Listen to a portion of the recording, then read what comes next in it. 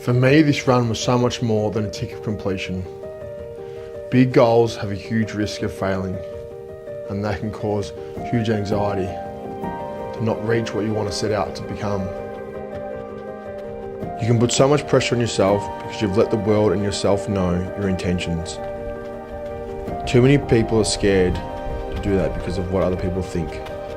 But what I've learned is you should never criticise the person in the arena because they are doing it. To be the person in the arena takes courage and vulnerability to put yourself out there, to go after something that is in the unknown. But in the end can inspire and motivate people around you, which is so powerful. I was looking for that special moment of fulfillment, getting to the end of an unbelievable journey. But the unknown to get there was what it was all about. Creating memories and making each day count. I think of many people who aren't living their true potential, and it makes me extremely concerned because we all have so much to give, but most of the time worried and scared to take a risk on themselves. This has happened to me so many times before as I search for more and more things that are extremely challenging.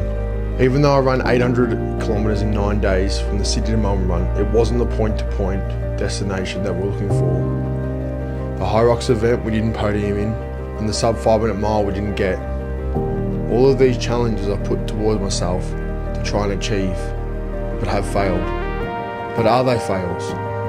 We learn lessons every single time we do something like this. We put ourselves out there and we learn these little things every single time to make us grow, to be able to get to this point we are today. 5, 4, 3, 2, 1, let's go!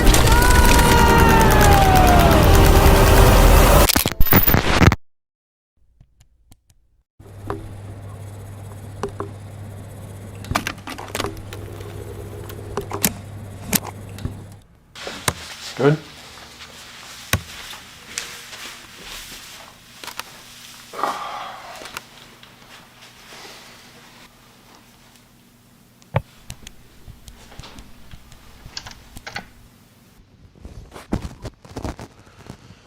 Oh, nervous.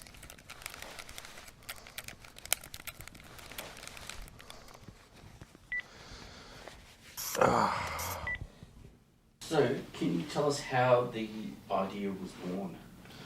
So the idea was born because I heard about the Speed Project was a run from LA to Vegas in a solo or an or team.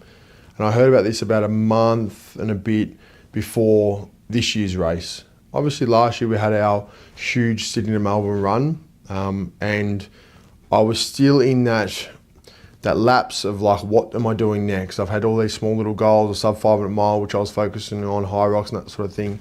But I need that big thing to grab onto and take over. And it was still there. It was still like, what is it going to be? What is it going to be? And I think every year for me, there needs to be something big like this, something big that we work towards and we really tick off that hasn't been done and that I don't even think is capable. And when I heard about the Speed Project, missed out on that one because it was too close and thought, well, let's just do it whenever we can. So get a team and hop over there and do it in September in the middle of the heat. Didn't know it was going to be a heat wave, but that just makes it more interesting. When we wake up tomorrow, even tonight, let's just have fun. Really enjoy it. Like, that's my plan. And that's my lessons I've learned over a period of time doing this sort of stuff, is that you can get quite serious, and because you understand how hard it is and how, like, in pain, and you just want to get to the finish line. But I want to feel every step. I want to see every change of runner, and I want to have a chat, and I want to. If I'm not having a chat, or maybe I'm just looking around. I'm really soaked in. That's what I want you guys to feel as well. Like when you get out there, it's like, oh fuck, when you're never gonna do this in your lifetime again. Correct. Never. So, and that's just like, going on what I've written. Yeah. Firstly, we're extremely grateful that you're all here. You're all here on purpose, and have been picked to come on this journey with me and get me to the finish line. This is something I could never imagined in my life, being able to get 7 people, pay for you guys to come across to a different country to do something like that, it's still mind-blowing for me, and a huge investment that I believe is not just in terms of the run, but just to give you guys an opportunity to see the world and create more adventures and more memories. For me, this challenge I knew was going to be harder than Sydney and Melbourne because of other external things like heat and that sort of thing, and not knowing the surroundings and the environment. But for me, it's about doing something that can fail and that cannot work. It's not something that can be just done easily, and you need to really work on it. The preparation needs to be all ticked off, and then obviously going somewhere where you don't know and you haven't been, and running somewhere that not many people run, it's got that whole aura about it, and the fulfillment of achieving that was just unbelievable. So we got to LA and we sort of got there and decompressed, went for a bit of a shakeout run along the beach. Little run along Santa Monica Pier with the team. We're getting ready 2 days out. Look at the crew looking good in their 2xU gear. Unbelievable, elite athletic performance wear. The day before we left, got the RV, had to go out there. It was so hot.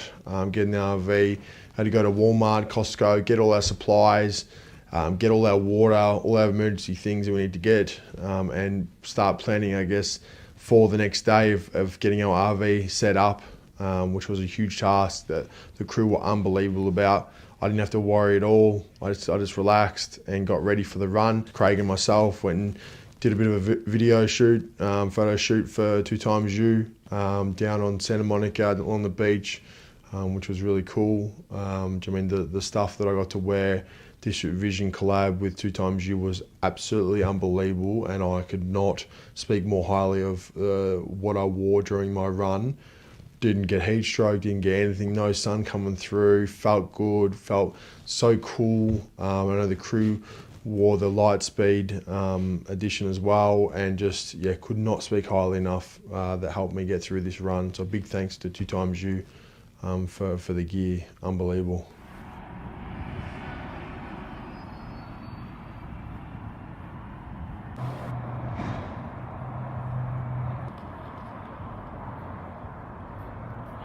Compartment thing near the driver door, like outside. Outside, okay.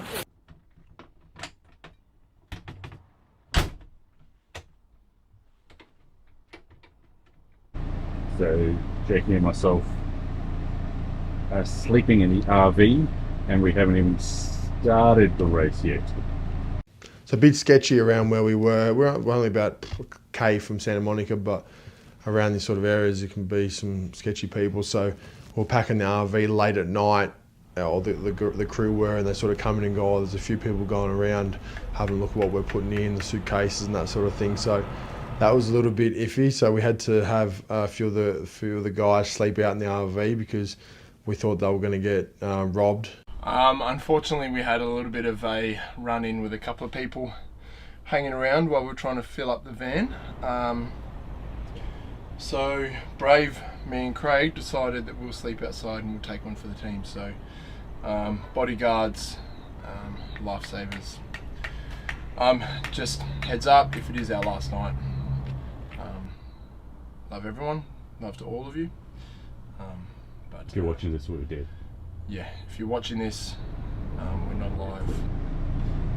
If the RV's rocking, I'm coming up. The San Bernardino Mountains are under a heat advisory with temperatures expected to be in the 90s and in some areas possibly triple digits. Blistering heat tonight, fueling yet another massive fire in California. Fire burning in the San Bernardino Mountains has now grown to nearly 44,000 acres. Firefighters also contending with extensive. Tough one, bro. That was a hard one. That was the hardest one by far. The sand was like quicksand. Some of the temps at one stage it was like, it was most of the time actually it was hitting about 39, 40, sometimes 41, and when it was hitting its peaks it was staying, so it would be from 10 a.m. almost all the way through to about 5 p.m.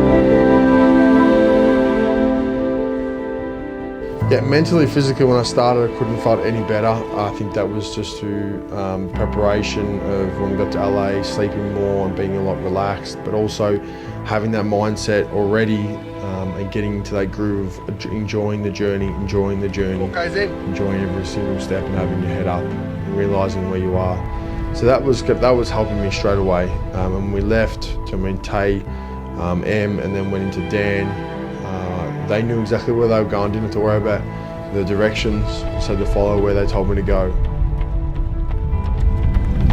Tay's my tour guide for today, for the first 10Ks. It's a lot of turns in the first 10, so we had to get a few people to pace me. I wasn't going to, but I think it was important because there were so many turns, so we rock and roll all the way through now. 22 degrees. Muggy ass. It's gonna double in a few hours. Yep. I think it's fine.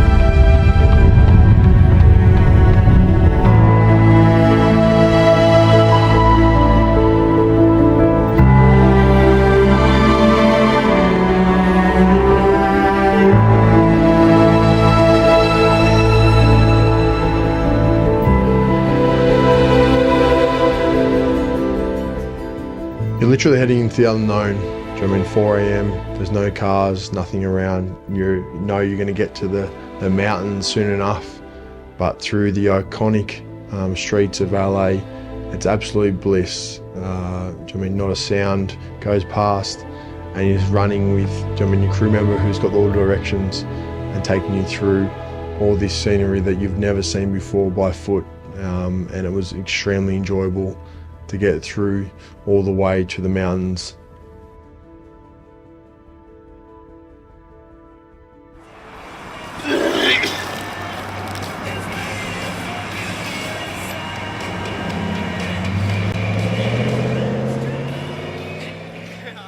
I think straight away on day one, I realised how hot it was going to be. You couldn't really fathom how hot it actually was. The beaming sun on you for a good 8 hours from when it come up all the way to late arvo, you couldn't get away from it. And running through Beverly Hills and Hollywood and all that, going up and towards the hills and then towards the mountains of the terrain, was just amazing to see it in the daylight that you would never have got to see on foot. Getting all the runners out there for their first sort of 10K segments. Again, they started feeling the heat and the exhaustion of what was to come. But again, we sort of really took it each stride and really focused on what the fuel we had and all that sort of thing that made sure that I wasn't overheating and we're doing everything right. But just a pure bliss day, the best I've ever felt running. Mind was really sharp. The heat, even though it was boiling hot, didn't feel like it affected me too much. And we battled on for another day.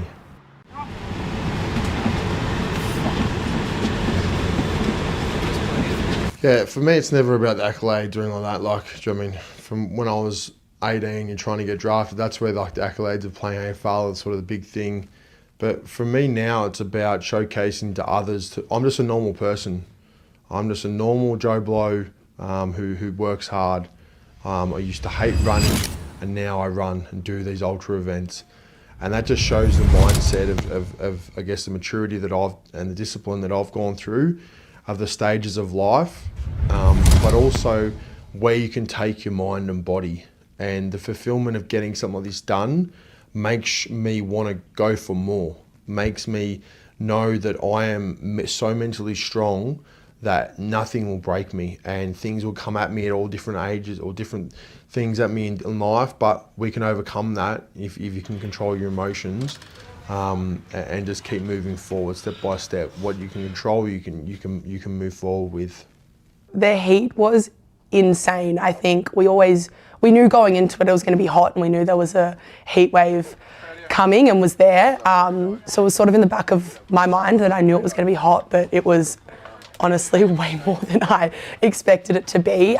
Right enough? Yeah, very good. Yeah. Oh my God. Oh.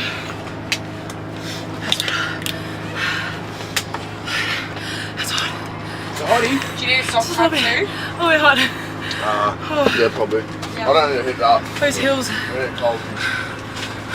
Yeah. That's next level insane, that.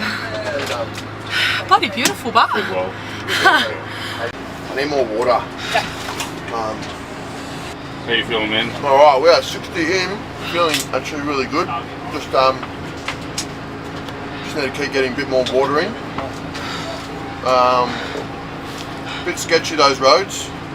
Pretty much by playing head on chicken with trucks. Yeah. But that was okay. I'm feeling really good, to be honest with you, so just gonna keep it going. It's nice to Keep eating, keep drinking, and yeah, I think we'll probably up it to like maybe 2 litres of water or fluids. But yeah. Are we on schedule, behind schedule? We're an hour and 10 minutes ahead of normal. Yep.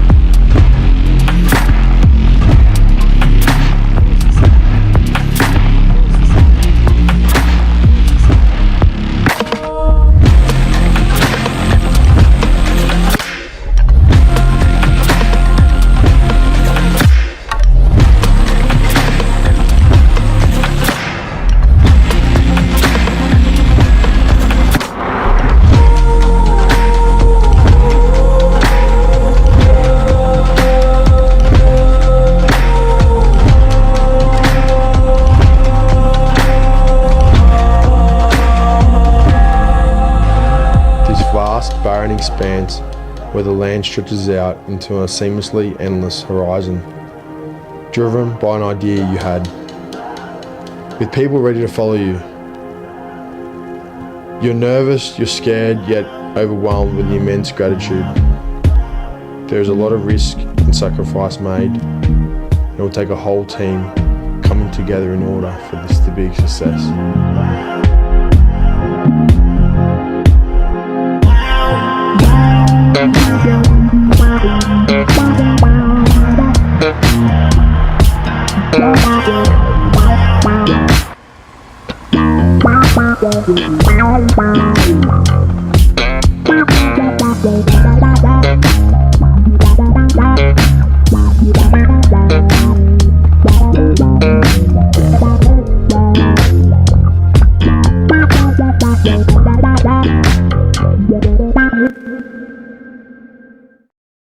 So the route we chose, there was obviously a few different routes for Speed Project. There's one where you go off-road, quickest way, cuts about 100 Ks off, but you need a Jeep or another vehicle other than an RV.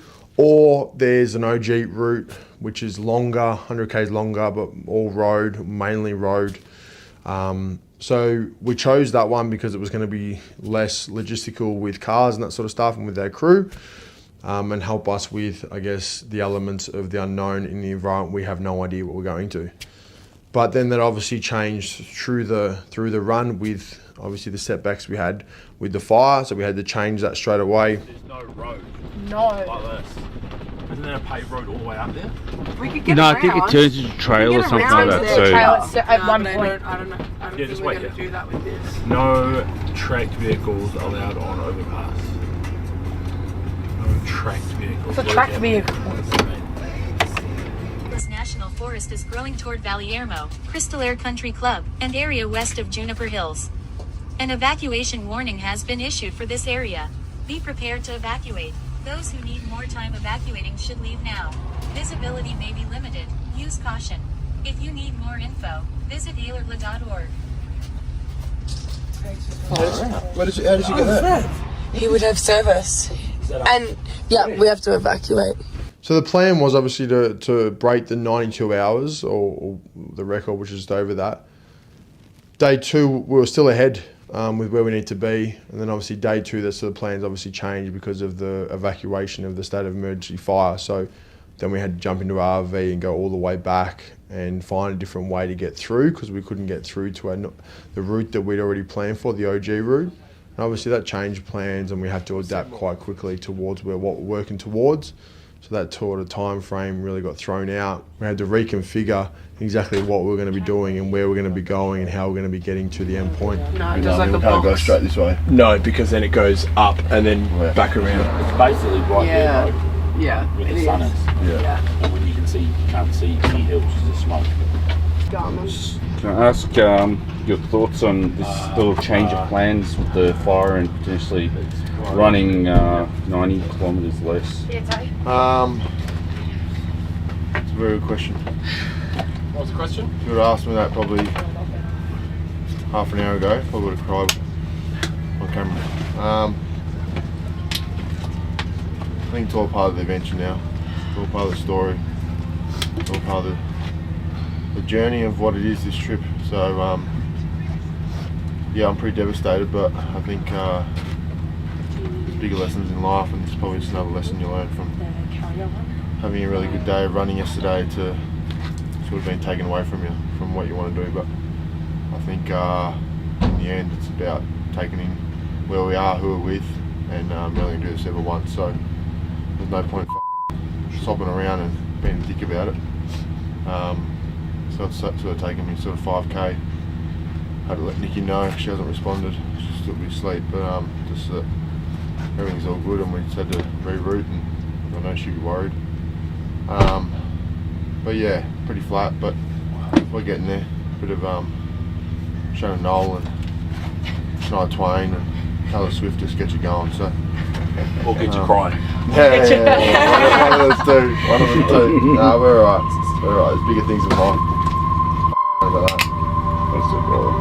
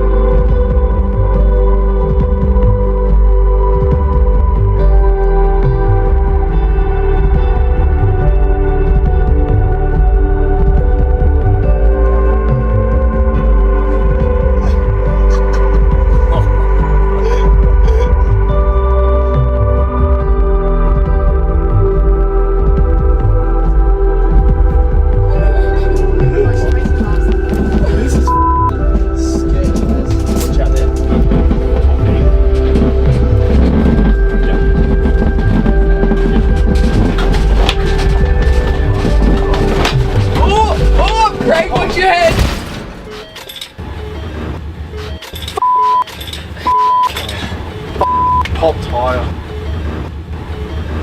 You serious? For sake.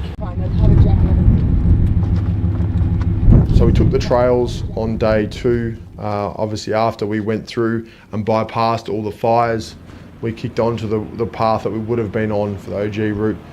This was one that really threw me because when we got to the city part, they had all mountain lions on the on the walls and painted that sort of thing. I thought, oh, okay, that's a bit weird. And then come over and spoke to the crew, and they're like, yeah, there's mountain lions and that sort of thing. And we went through a path that took us pretty terrain, and it was pretty dodgy for the RV, and then it was pretty dodgy for knowing there were mountain lions out there that I really didn't think about them at all. I didn't even know that there were mountain lions. So knowing that, I literally had my head on a swivel, running with Tay, just going, what happens if one comes out? What are we going to do? What happens? I don't know. So the car followed us the whole way, and then we ended up getting a flat tyre. We just heard this massive bang. Tay and I looked back, and we're like, oh, we thought they maybe bottomed the front of it. Again, the terrain was pretty rough. So sketchy, man. That bang scared the shit out of me. Straight inside. I had an error pop up on my screen saying I had 1% of air in one tyre, 98% in all other tyres. And then we always see sort of Dan get out of the car with his hands like this, and I went, oh, that ain't good. So we walked back, and yeah, massive hole in the tyre, and thought, oh my God, like, what's going to go on here? No phone reception, didn't know what to do. We didn't have a wrench, like, how are we going to change it? And I just sat in the RV, started laughing. We'd already had road closures for the fire, the tyre. I just started laughing, and that's how I got through it. And if I was going to laugh, I was going to cry. So I thought it was pretty funny. So once we couldn't change the tyre, we kept driving really slowly, trying to get to the road, which was still a good K and a bit away. We were sort of clearing all the rocks. The guys were clearing all the rocks in front hand, and then Dan found these massive footprints, which we think were mountain lions. There was a couple of them, they were big. Oh, wait.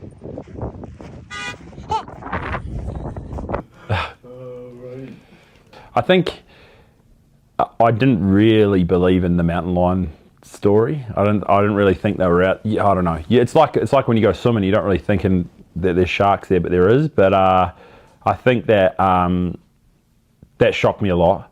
I wanted to keep running in that and keep everyone going, but as soon as I saw that, it was very scary.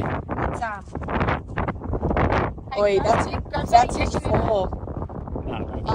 That's some animal. Oh no. This has really just turned into something, hasn't it? And then all the worst sort of situations come into your head, right? Like all the worst possible scenarios start floating through your head. So I just wanted to make sure that everyone was safe, and I think Dill did too. Like wanted everyone in the car straight away. Mountain lions, snakes. What else? You know what? I thought I'd actually enjoy it, but I didn't. Yeah. I thought that'd be fun seeing them, but it's not. It's scary. I'm glad you came to that conclusion. Bro, when I was running, I saw paw prints. I was like, is that paw prints? It was, yeah. And they're f***ing the size of my hand. But yeah, it's pretty incredible to see paw prints like the size of your hand on the ground. It's a big cat, man. It is. It's a big cat. That's not like a coyote. They're just walking this trail too. There's like two of them. Yeah, and no one noticed it but me. I got out and started walking in front of the car, and yeah, these paw prints, man, like the size of my hand on both sides. So there's two of them, and I was like, okay, it's time to go. Everything got quite real as well, because I mean, thinking they were out there and then knowing that there was these footprints that looked quite fresh, it was like, okay, let's get to the road quite quickly and let's get this tyre changed and get back on running.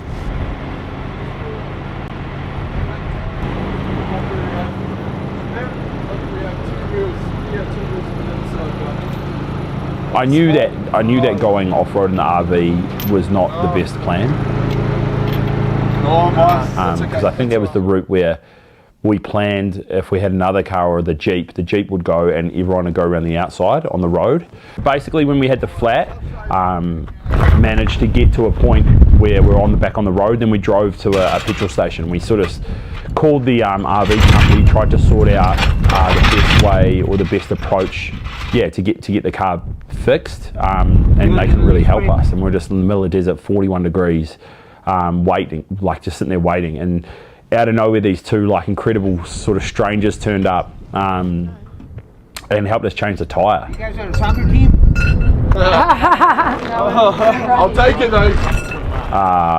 yeah, it was like one of those moments where you're like, man, this is fate that we've sort of met these people. I said it afterwards. It was like, I think you were saying, Craigie, like, we needed something to turn the day around. We just needed one moment, and that was the moment. These guys turned up. They were so funny. Can we just take you guys with us? Yeah, you guys want to come along? Let's go. Straight to straight to Vegas. Let's get to Vegas.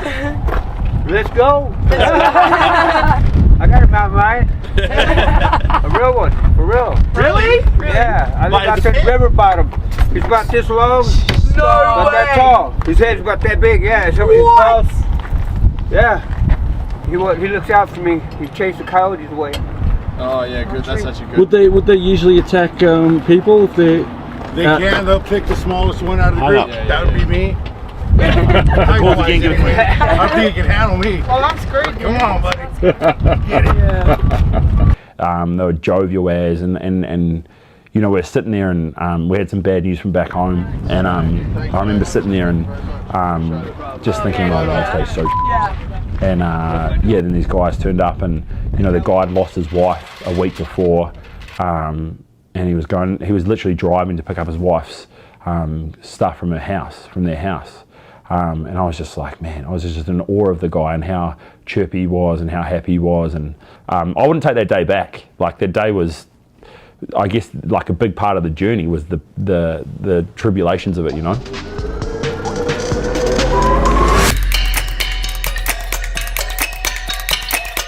He said that there was he watched a documentary. Yeah. They saw the Mercury Road and they went straight through it.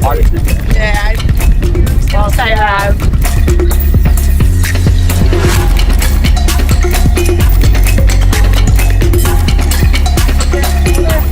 You alright, Jake? Yeah. We're moving here. Yeah. So even if you can't do the 10Ks and you're done, you can't stay with him. Call it before somebody else. Okay. Craigie, fair enough. We've had a pretty day today, so we're going to try and turn it up and run a sub 4 hour marathon. We've got 40 Ks to get to 60. 6 minute Ks. 6. No stopping, perfect conditions, wind behind our back. Let's rip it, because we need to turn this day around, because it's been shit day. So let's win the day. Okay. We'll get you on the bike as well, Craigie. Okay? Yeah. We've been sitting in the car for 10 hours and done nothing. The tyre got changed after a long time of stuffing around trying to find someone that could help us.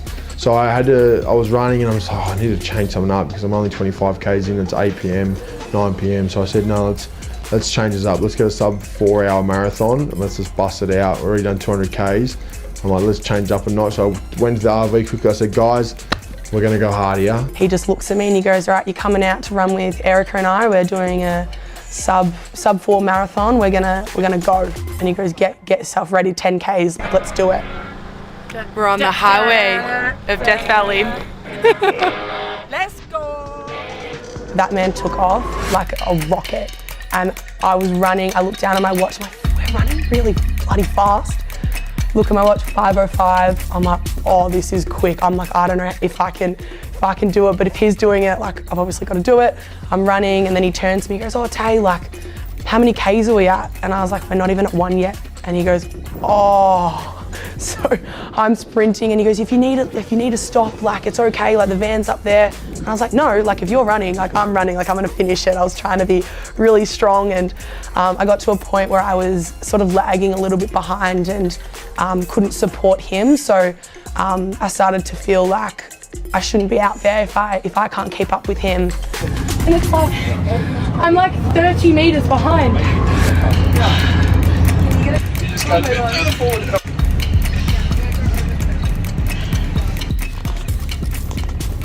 Then run like sort of 5 to 5:15s, end up being sort of 5:30s.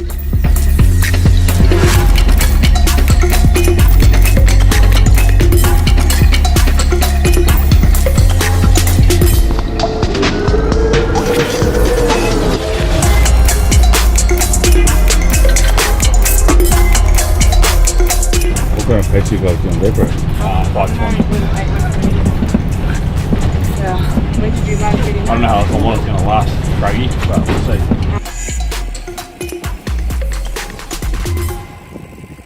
I'm all running. It's fine, I can run. No, you're done. You need to rest. Yeah, sleep, You need to sleep. and I ended up running a 1:53 20k, and then I was like, oh, my legs are absolutely cooked because I hadn't done any walking through that 20k period. But I was really happy with doing that because it really changed the mood and changed the feeling of that day too. Even though it's not what we wanted to get to, we ended up getting to 84 Ks and we took that as a win, and then we regrouped and went into day 3. Not the best day obviously today, it was around, but still happy we got out.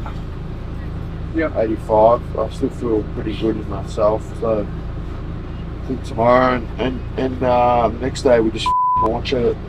It's probably going to be like 120, 120 probably. So get out 2 120s, or even a 140, a 100. I'm actually happy we did that 20k burst because that gave me a bit of excitement. Good. Shit day. Good. But it obviously cost me a little bit. My feet are sore as now. But I'll take that because I think gave everyone a bit of a rush for a little bit. Shut up. You want, mate? You by all means to go more rushy.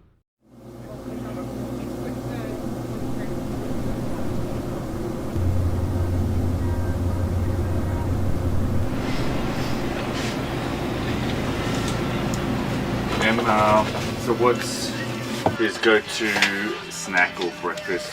It was bagels with butter, strawberry jam and honey, but he's taken a liking to the peanut butter and honey and banana, so we're sticking with that today.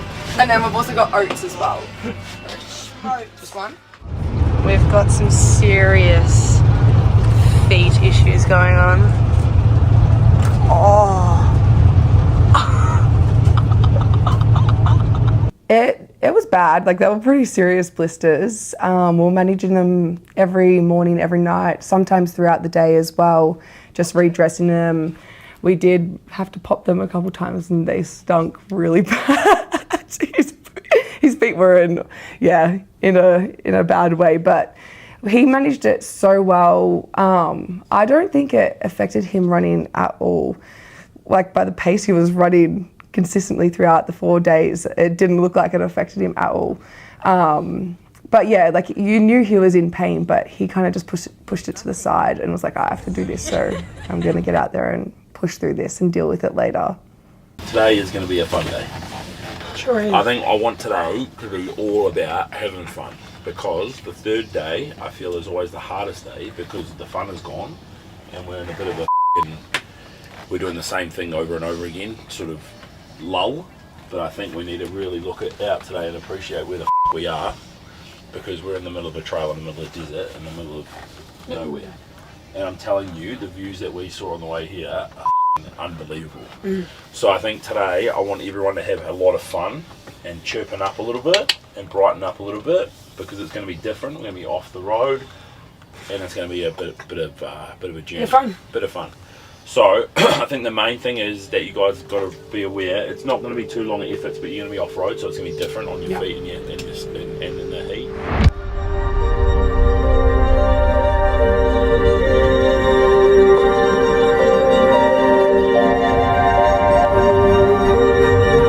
Yeah, day 2 was an emotionally charged day. It was one of those days where you learn a lot about yourself and you learn a lot about what's in control and how you deal with your emotions around that. And years back, that would have really derailed me and derailed a lot of people, I reckon, because when you've gone out there with a task and you've had a whole plan in place and that gets taken away from you, it's out of your control due to the fires, the flat tires, all these sort of things, then you can get quite emotionally in and thinking about yourself. But I took a moment and it took me a little while, and then I started to regroup and regained, I guess, control of what I was thinking and how I was going to overcome this, and that's something I'm really proud of. And these extreme evacuation state of emergency fires were out of our control. There's no way that we could have gone through through the fires, obviously, and our safety is our number one priority of myself and my crew. So we pushed on, and again, makes this story so much more meaningful, knowing that we overcome this and fought through it and found a different direction, different path that got us to the same result. What are you calling?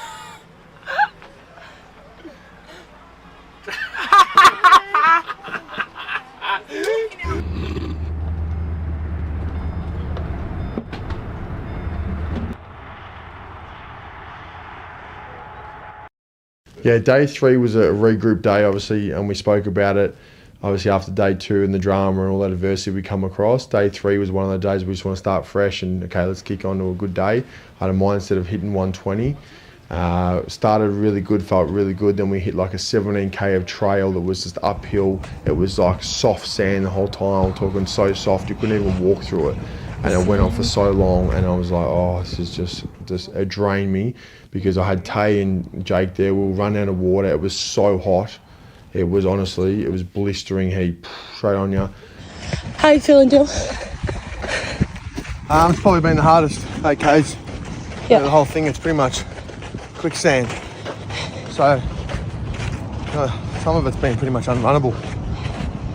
So, still trying to do the 8-2, but a lot of sections that my legs are feeling heavy now.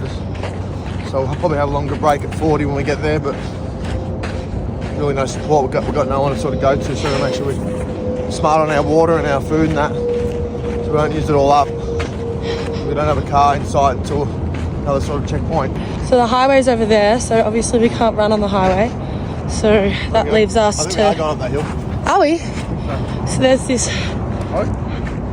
Oh.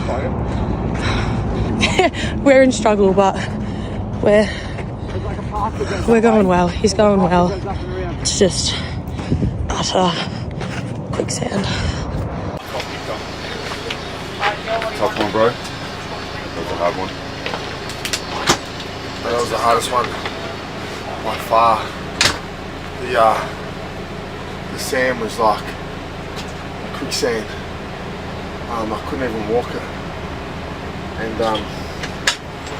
And then some of the hills, I couldn't even walk up the hill, so it's just so hot out there. I don't know how hot it is, but it's so hot. And then got to a point where like, nah, we're not getting anywhere on this, let's go the highway. So we ended up going the highway, and then we just stayed on the highway pretty much until sort of the day 4. How do you feel about that? Pretty stuffed at the moment, to be honest with you. Yeah. What's that? Proper desert, yeah. I was like, he's just like these. Now, can someone inform This is actual Jill desert. of how long is left? Actual desert. Yeah, can we get a... I'll show you a bit of a... You're wrong. So that there, Yes, so wrong. top of the hill. You're wrong. Yeah. What do you mean I'm wrong? Yeah. We're looking at stretches of soft sand. Wait, That one there was actual, an idea of what the desert was like. Unfortunately, we're not meant to be. We went straight onto the highway and did the last 6Ks on the highway. The next 17Ks is trail and road towards the end. We're just going to take the trail out and just go the highway the whole way. We had 15Ks of no replenishment, so all the waters and stuff got hot. So this time here we're going to do a few loops in the RV to check in every 5K so he's replenished. So.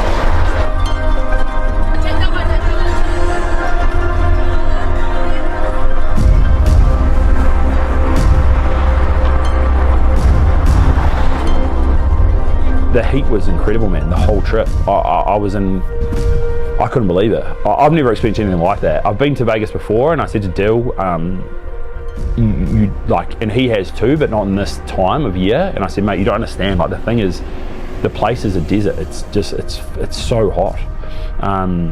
And yeah, it was to see Dill. Just, I don't know how he did it, man. I'm still kind of coming to terms with like how he maintained himself through that heat.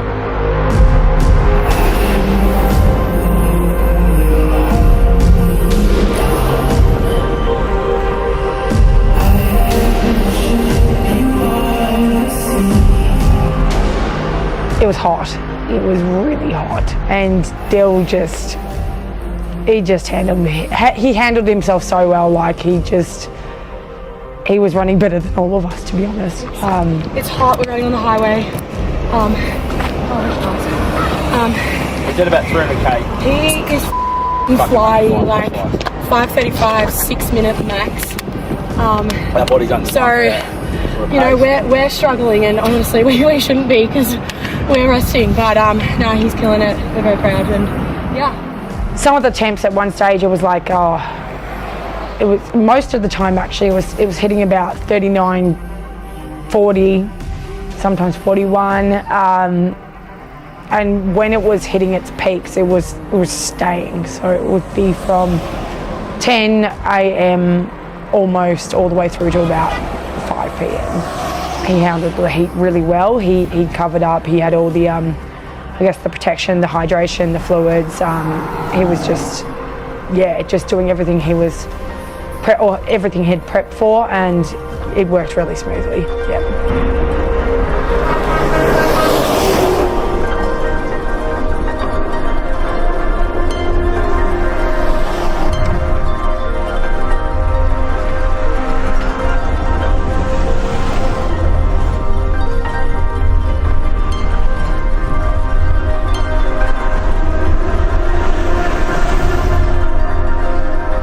I'd come inside after 10 and chuck an ice pack on and have some water, and I'm, you know, almost back to square one within a couple of minutes, you know. But with him, it's just all day, man. It's like yeah. I mean, anyone watching this will know how sapping it is just to walk, like back in Melbourne for 10k in a 35-degree heat. Just go for a walk. Like how drained you are at the end of that, and how much you just want to go inside and have a nap or just lay down. So, man, yeah, the heat was something else.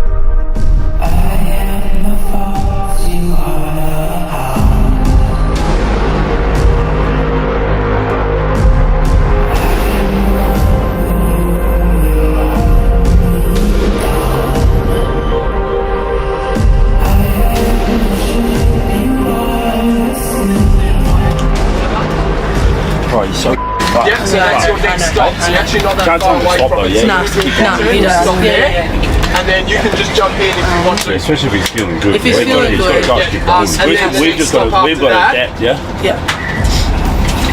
The next stop after that is Baker. We'll make it. What do you want? No, nothing, bro. I just need a ball kick in the head. You've had it? Yeah. I was like, this is the heat. It's an issue, you know, it's a problem, but like I'm here now. So if you can't get out the car and handle that when you get out of it, you're going to have a bad day anyway. So you just had to deal with it, really. But I'm telling everyone who's watching this, it was extremely hot.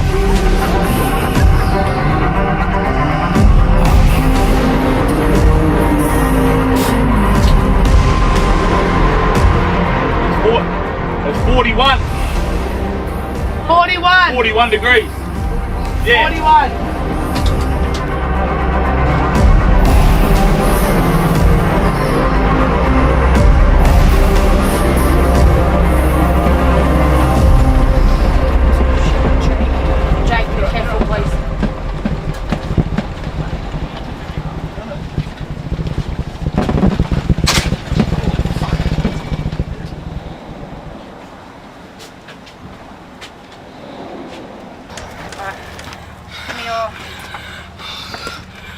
You alright, Em? You need anything?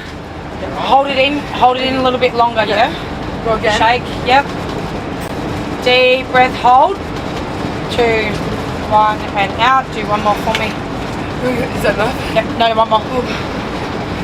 Big shake, big shake. Try get it down to the deep belly line. Is there like water somewhere? That was that was a very scary moment. That's never happened to me ever before. I think I'd just come back from a 14k stint through the trails, had like my rest, all of that, and then went out. It was supposed to be a 17k run, that one, but then because we chose to go through the highways, we ended up doing like a 5k stint, then we're going to rotate other runners in. So it actually worked so well that we were doing that. You'll be fine. I'm fine. I was able to regulate for like 100 or 200 meters, and then it just started to get You're still fine though. yeah. It's just the air is so thin. So thin. Yeah. I was so thin. And I think it was maybe like 3K in, we hit like peak altitude, peak elevation.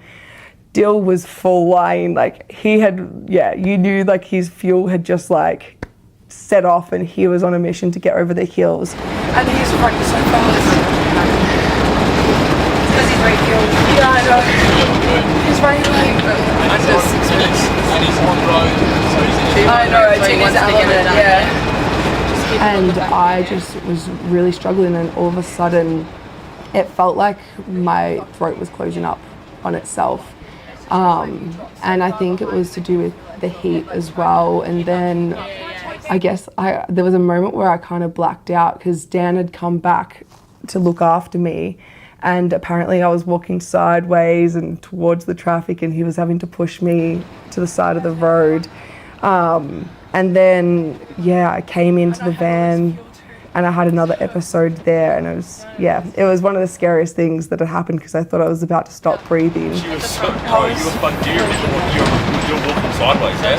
Was I? Oh, I don't remember that. You were going like this, like that, and then you were like, I can't breathe, and I was like, bro, what the f***? I was trying to pretend it was all good. Well, you had to. No, you had to though. I was like wheezing in. Like it felt like my airways like closed up, and I was like, shit.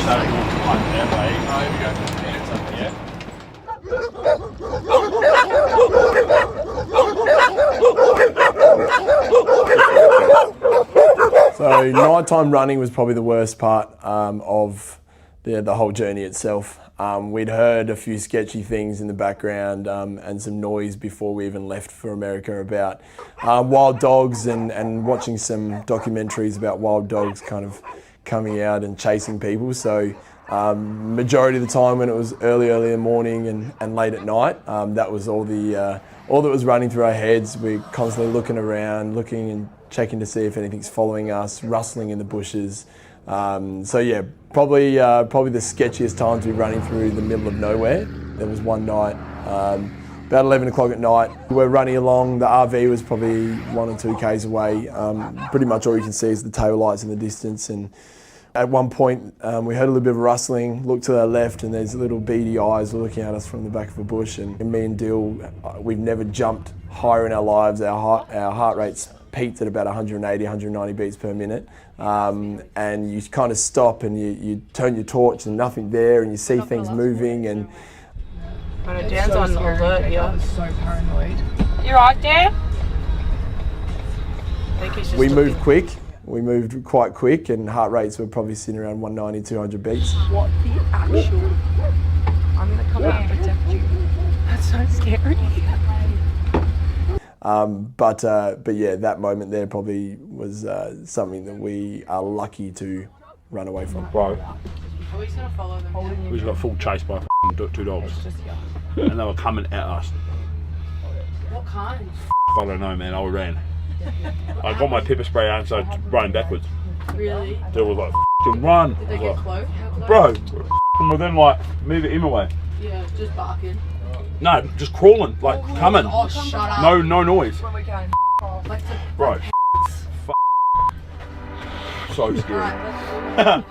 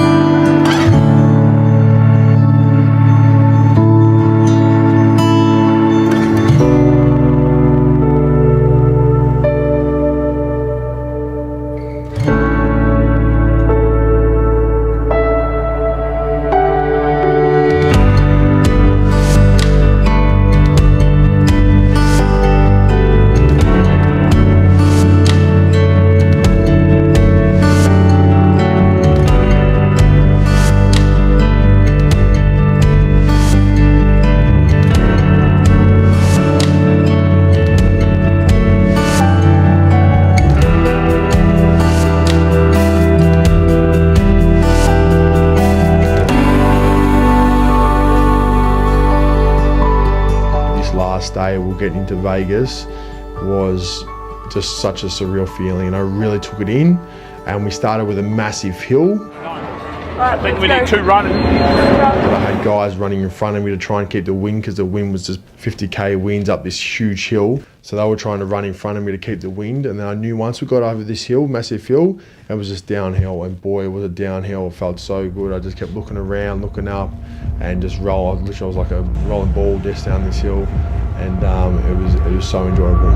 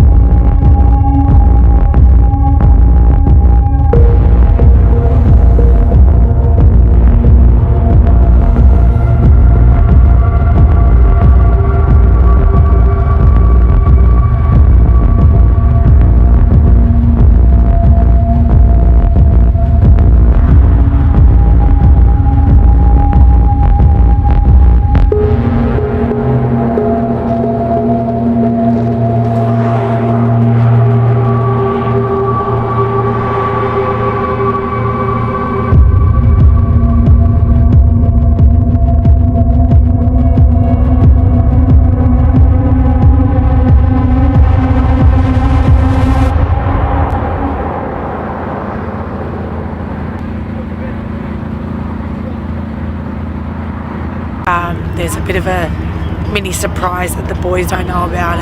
This is from Cam Jones. He unfortunately couldn't be with us on this run today, but that's all right. He's here in spirit. So he's given me a little bit of he gave me a bag to bring here, and he said give it to the boys when they're feeling the most vulnerable, when they're in the most of pain in that pain cave, and just something to kind of perk up the mood a little bit. So we've got a cheeky surprise later tonight. Stay tuned, and it's a f***ing good laugh.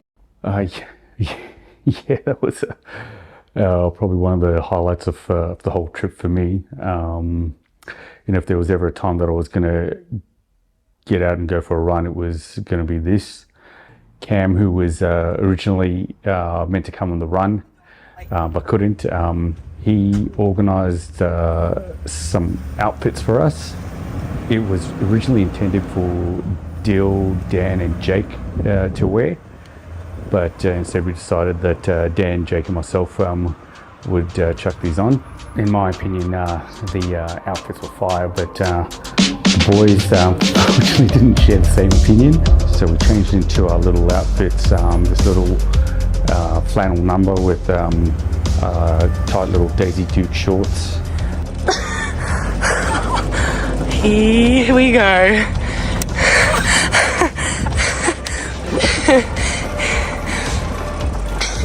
We jumped out the RV. Dill was a few hundred metres up ahead of us, none the wiser of what was about to unfold. We chased him down, and we had these fly swatters that we hadn't used the whole trip up until this moment. To his shock, there we are with these fly swatters, and holy Let him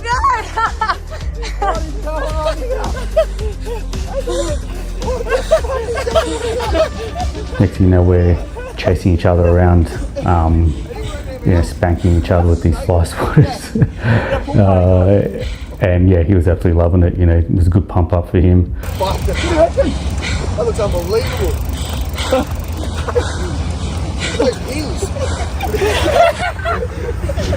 What is that? We were, on the home stretch, and it was a good little pump up for everyone, and good little laugh. We all enjoyed it, and shout out to Cam for organising the outfits.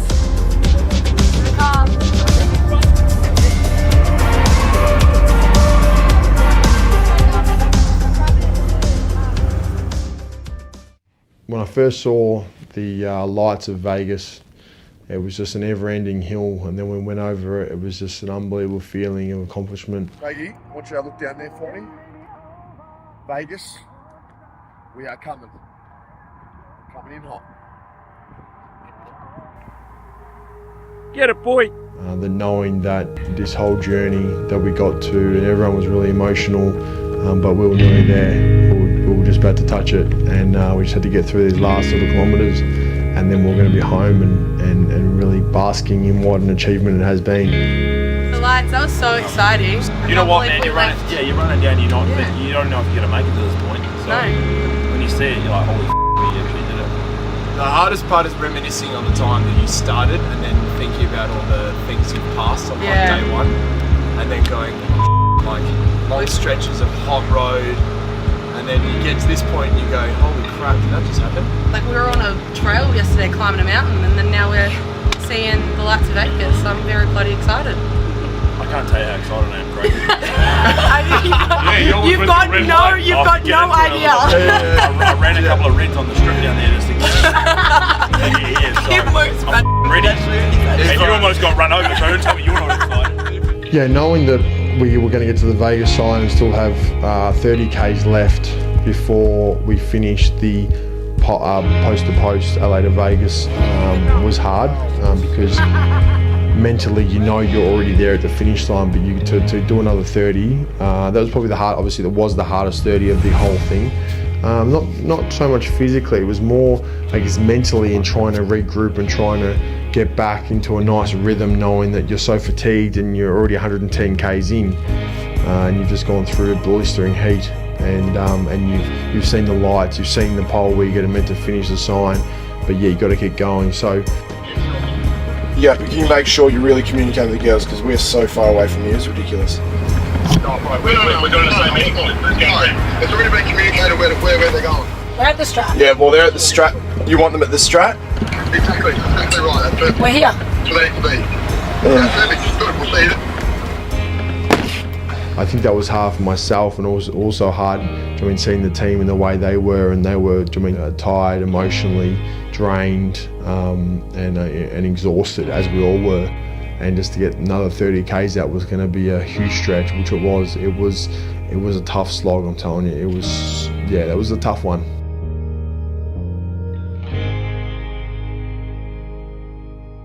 Don't jump the feet. Back.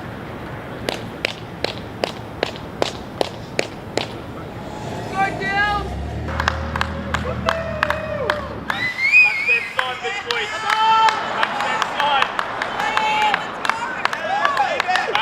Yeah, boy.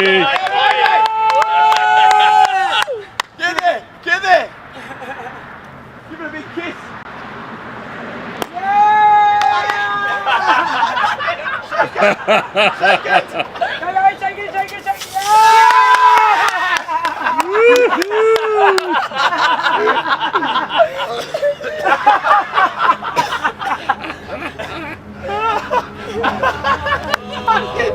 You made it.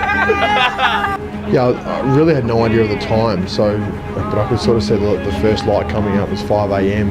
and to realise you had to finish exactly what you set out to do was an unbelievable feeling. You can't really put into words, and it's a story I'll tell my kids and I'll tell my grandkids.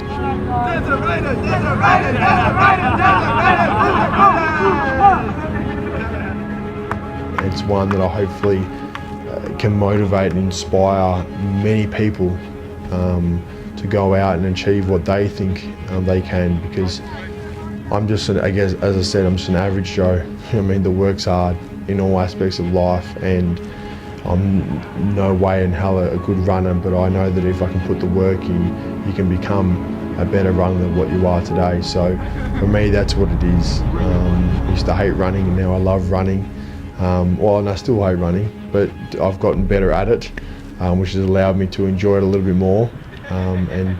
But I think it's just a story of where you can take where your body goes and your mind goes. That was yucky. Yeah, fucking That's the most you've ever run.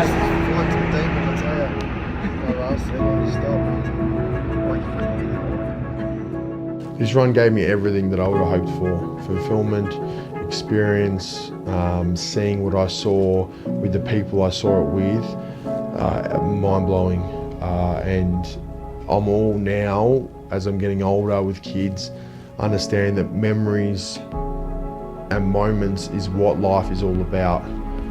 Because life is so short that, in 30, 40 years time, I won't have the luxury of doing something like this and going for a run at this stage with the people I did it with. And quite quickly life can change, and I'm all about just making the most of every single moment now. And yeah, this is one of those days, or one of those stories that I've done that.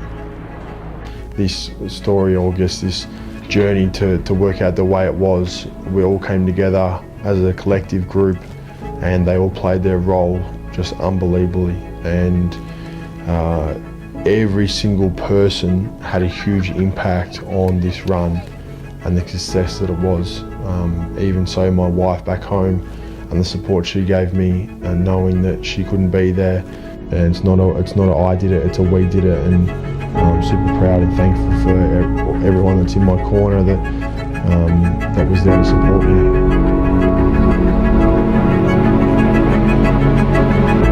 Dan, Okay. hello, how are you feeling? Yeah, so good.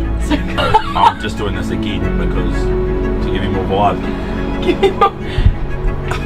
Yay! Em and I just finished and saw some black cat, I don't know, but it was huge. It looked fresh. Its head's kind of backwards, but it was massive. It's like a black leopard or something. I ran so fast the last 2 days. How far we were running so fast, I was like, let's get out of here.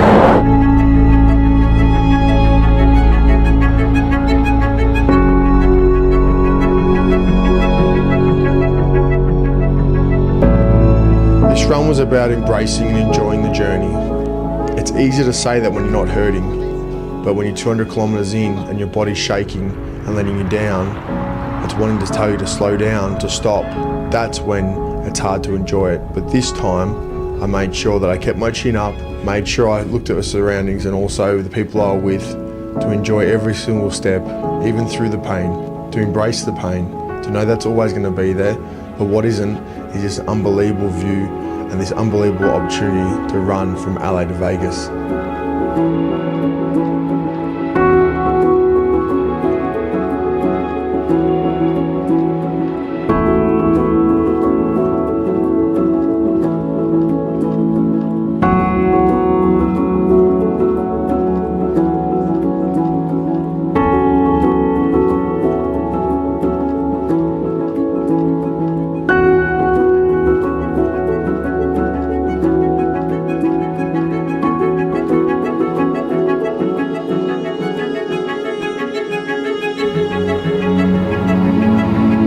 All the excitements of every single person's